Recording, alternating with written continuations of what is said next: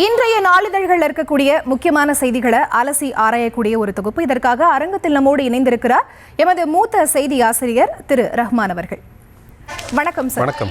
இன்றைய தினம் அலாஸ்காவில் Trump Putin சந்திப்பு, அதே மாதிரி தைலாபுரத்தில் ராமதாஸ் அன்புமணி சந்திப்பு உள்ளிட்ட பல விஷயங்கள் முக்கியமான செய்திகளாக இருந்தாலும் செய்தித்தாள்களில் இன்னைக்கு இருக்கக்கூடிய முக்கியமான செய்திகள் என்ன, தலையங்கமா என்ன இருக்கு? நன்றி ஃபரிதா. சூடான சுவையான தேநீரோடு செய்திகளையும் சேர்த்தே பருகும் இந்த காலை வேளையில் நியூஸ் பேப்பர் பகுதிக்கு வரவேற்கிறோம். இன்றைய நாளிதழ்களை எடுத்துக்கொண்டால் முதல் பக்கத்தினுடைய முக்கிய செய்தி என்பது எல்லோருக்குமே தெரிந்திருக்கும், பிரதமர் மோடியினுடைய சுதந்திர தின உரைதான்.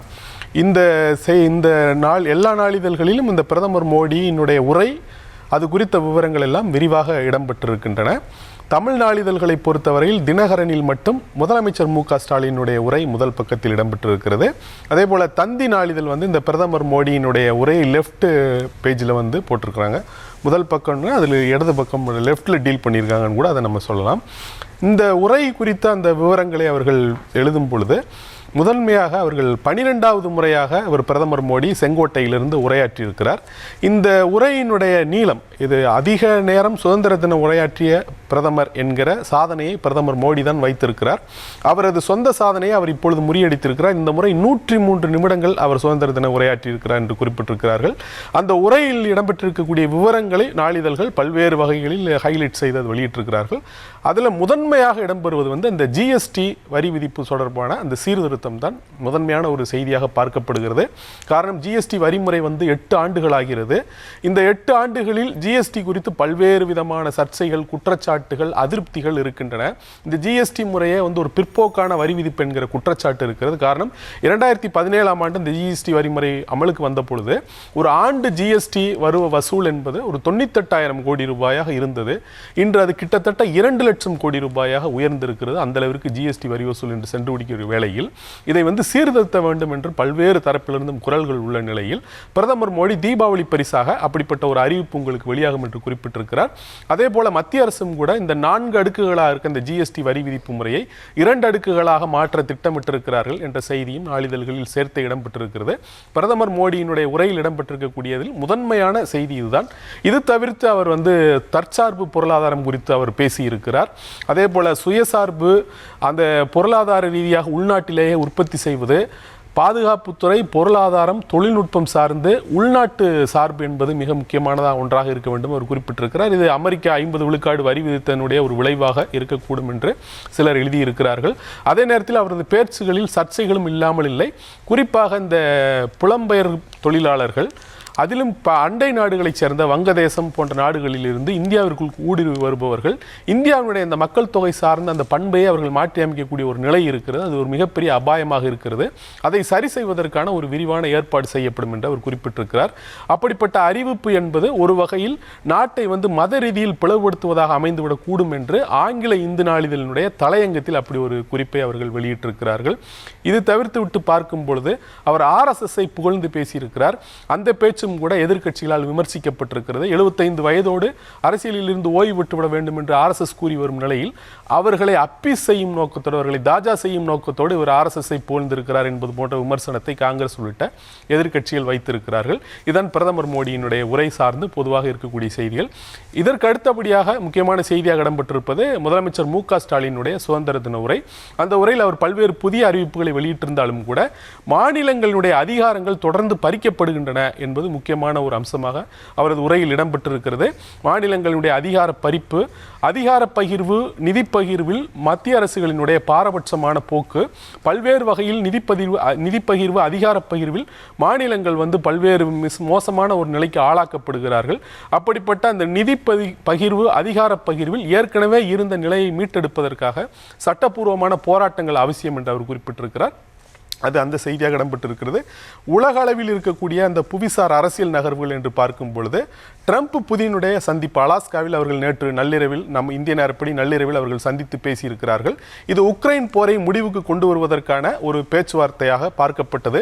நேற்றே கூட உக்ரைன் போர் நிறுத்தம் தொடர்பான அறிவிப்புகள் ஏதேனும் வெளியாகக்கூடும் என்று கூட எதிர்பார்க்கப்பட்டது. ஆனால் அப்படிப்பட்ட உடன்பாட்டுக்கு அவர்கள் இருவரும் வரவில்லை. ஆனால் அதே நேரத்தில் அந்த பேச்சுவார்த்தை சிறப்பாக அமைந்திருந்ததாக இருவருமே குறிப்பிட்டிருக்கிறார்கள். இனி அதிபர் ட்ரம்ப் ரஷ்யாவுக்கு சென்று ஒரு முறை புதினோடு பேச்சுவார்த்தை நடத்துவார் என்றும் கூட தகவல்கள் வெளியாகிருக்கின்றன. அதில் இந்தியாவை பொறுத்தவரையில் மிக முக்கியமான செய்தி என்னவென்றால், ஒருவேளை இந்த உக்ரைன் போர் நிறுத்தம் தொடர்பாக அமெரிக்காவுக்கும் ரஷ்யாவுக்கும் இடையான ஒரு உடன்பாடு ஏற்படுமே ஆனால் இந்த 50 விழுக்காடு வரி விதிப்பு என்பது குறையக்கூடும் என்ற ஒரு எதிர்பார்ப்பு இருந்தது. அந்த வகையில் நமக்கு இந்தியாவை சார்ந்த ஒரு முக்கியமான செய்தி. ஆனால் அதே நேரத்தில் அதிபர் ட்ரம்ப் இந்த ரஷ்யா பேச்சுவார்த்தைக்கு வந்ததே இந்தியாவிற்கு 50 விழுக்காடு வரி விதித்ததன் காரணமாகத்தான் அவர்கள் பேச்சுவார்த்தைக்கே வந்திருக்கிறார்கள். ஏனெனில் அவர்களிடமிருந்து அதிக கச்சா எண்ணெய் வாங்கக்கூடிய 2வது நாடாக இந்தியா இருக்கிறது.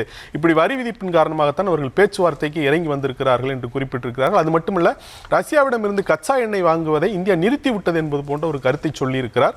ஆனால் அந்த கருத்து தவறு என்பது நாளிதழ்களில் விரிவாகவே இடம்பெற்றிருக்கிறது. குறிப்பாக ரஷ்யாவிடமிருந்து கச்சா எண்ணெய் வாங்கும் அளவு அதிகரித்திருக்கிறது என்பதாக நாளிதழ்களில் செய்திகள் வெளியாகி இருக்கின்றன. கிட்டத்தட்ட இந்தியா ஒரு நாளைக்கு 50 லட்சம் பேரல்கள் கச்சா எண்ணெய் இறக்குமதி செய்கிறது. ரஷ்யா, சவுதி அரேபியா, ஈரான் உள்ளிட்ட நாடுகளிடமிருந்து இந்த இறக்குமதி நடைபெறுகிறது. இதில் கிட்டத்தட்ட 38 விழுக்காடு அளவிற்கு ரஷ்யாவிடமிருந்து தான் இறக்குமதி செய்கிறார்கள். ஏற்கனவே ஒரு நாளொன்றுக்கு 16 லட்சம் பேரல்கள் அளவிற்கு ரஷ்யாவிடமிருந்து நாம் கச்சா எண்ணெய் இறக்குமதி செய்து கொண்டிருந்த நிலையில் அது 20 லட்சம் பேரல்களாக அதிகரித்திருக்கிறது. அதே நேரத்தில் சவுதி அரேபியா, ஈரானிடமிருந்து கச்சா எண்ணெய் வாங்குவது குறைந்திருக்கிறது. அதாவது அதிபர் ட்ரம்ப் ஒரு தவறான ஒரு பொய்யான தகவல்களை கூறுகிறார் என்பதை விளக்கும் வகையில் அந்த செய்திகள் இடம்பெற்றிருக்கின்றன. இது தவிர்த்து விட்டு மிக ஒரு சமூக அக்கறை சார்ந்த ஒரு செய்தி என்று நாம் பார்க்கும் பொழுது, சர்வதேச பிளாஸ்டிக் மாசு கட்டுப்பாடு மாநாடு ஒன்று ஜெனீவா நகரில் நடந்திருக்கிறது. அதாவது உலக நாடுகளை இந்த பிளாஸ்டிக் மாசை கட்டுப்படுத்துவதற்கு ஒரு சட்டப்பூர்வமான ஒரு ஏற்பாடாக, அதை அவர்களை கட்டுப்படுத்தக்கூடிய ஒரு ஒப்பந்தம் ஏற்படுத்துவதற்காக இந்த மாநாடு ஜெனீவா நகரில் நடைபெற்றது. கிட்டத்தட்ட 184 நாடுகள் இந்த மாநாட்டில் கலந்து கொண்டன. ஆனால் இந்த மாநாட்டில் ஒரு உடன்பாடு எட்டப்படவில்லை என்பது ஒரு வருத்தத்திற்குரிய ஒரு செய்தியாக இருக்கிறது. காரணம், இன்றைக்கு பிளாஸ்டிக் மாசு என்பது மனித குலத்திற்கே மிகப்பெரிய அச்சுறுத்தலாக மாறி இருக்கிறது. மனிதர்களுக்கு மட்டுமல்ல, பூமியில் வாழக்கூடிய எல்லா உயிரினங்களுக்கும் அது மிகப்பெரிய அச்சுறுத்தலாக மாறி இருக்கிறது. 40 கோடி டன் அளவிற்கு நாளொன்றுக்கு பிளாஸ்டிக் தயாரிக்கப்படக்கூடிய சூழலில் இது இன்னும் வரும் நாட்களில் 70 விழுக்காடு அதிகரிக்கும் என்று சொல்கிறார்கள். இவ்வளவு பிளாஸ்டிக் மாசானது பூமியில் இருக்கக்கூடிய உயிரினங்களை அழித்துவிடக்கூடிய ஒரு அபாயம் இருப்பதாக கூட எச்சரிக்கப்படுகிறது.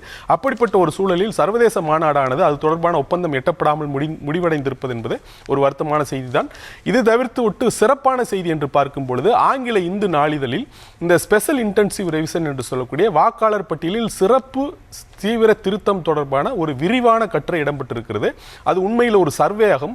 5 மாநிலங்களிலும் ஒரு யூனியன் பிரதேசத்திலும் எடுக்கப்பட்ட சர்வே குறித்த விவரங்களை அவர்கள் விரிவாக வெளியிட்டிருக்கிறார்கள். அதில் மிக முக்கியமான அந்த விரிவான கட்டுரையினுடைய சாராம்சம் என்று பார்க்கும் பொழுது, இந்த ஸ்பெஷல் இன்டென்சிவ் ரிவிஷன் என்பது வாக்காளர்களை வாக்காளர் பட்டியல் சேர்ப்பதற்கு பதிலாக பெருமளவிற்கு வெளியேற்றுவதற்குத்தான் வழிவகுக்கும் என்று குறிப்பிட்டிருக்கிறார்கள். ஏனெனில் அரசமைப்பு சட்டத்தினுடைய 324வது பிரிவுக்கும் 326வது பிரிவுக்கும் இடையே ஒரு போர் நடப்பதாக உச்சநீதிமன்றம் கூறியிருந்தது. இது அதிகாரத்திற்கும் உரிமைக்கும் இடையான போர் என்றும் உச்சநீதிமன்றம் கூறியிருந்தது.